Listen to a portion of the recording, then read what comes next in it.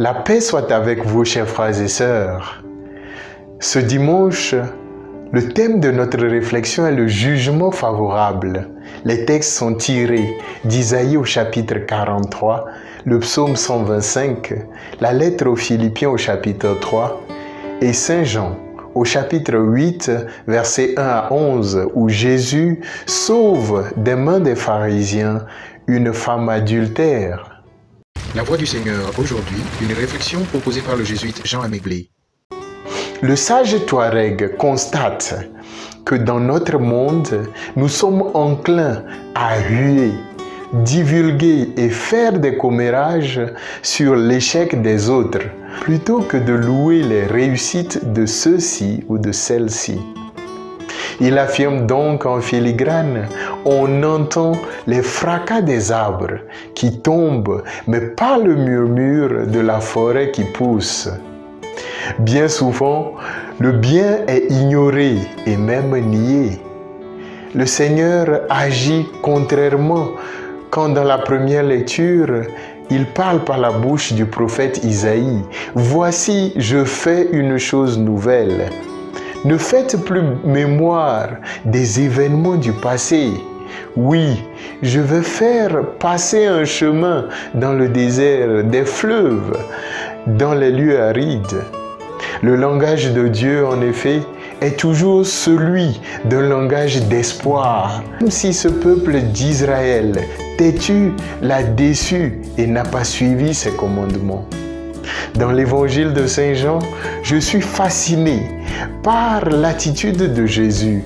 Jésus qui ignore les critiques et se concentre plus sur la valeur de la personne humaine, spécialement de cette femme adultère. Chers amis, il est vrai que dans nos sociétés, nos familles et nos églises, les femmes constituent encore la personne que l'on peut piétiner, violenter, abuser, ignorer. Cette femme dans l'évangile, elle est invisible. Elle n'a pas de nom.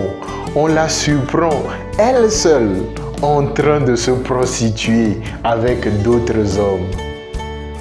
Oui, combien de fois dans nos familles nous réduisons les autres au néant?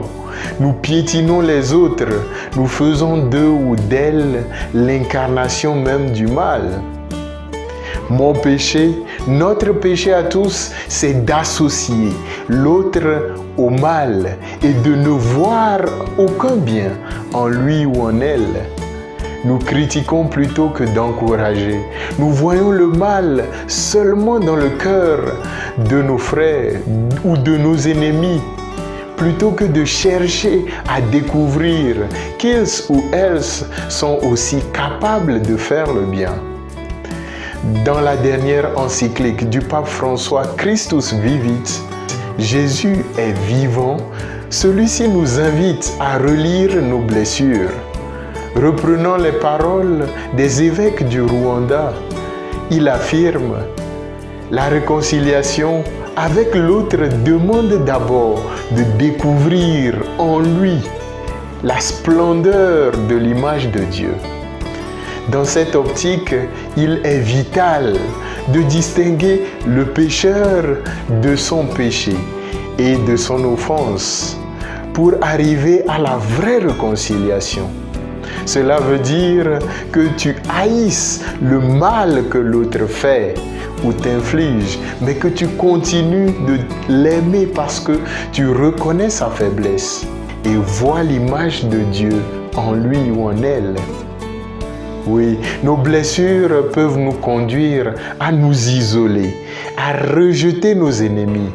Mais l'homme qui pardonne à son ennemi, dit le proverbe indien, en lui faisant du bien, ressemble à l'encens qui embaume le feu qui le consume. Bonne journée et bonne méditation à tous et à toutes.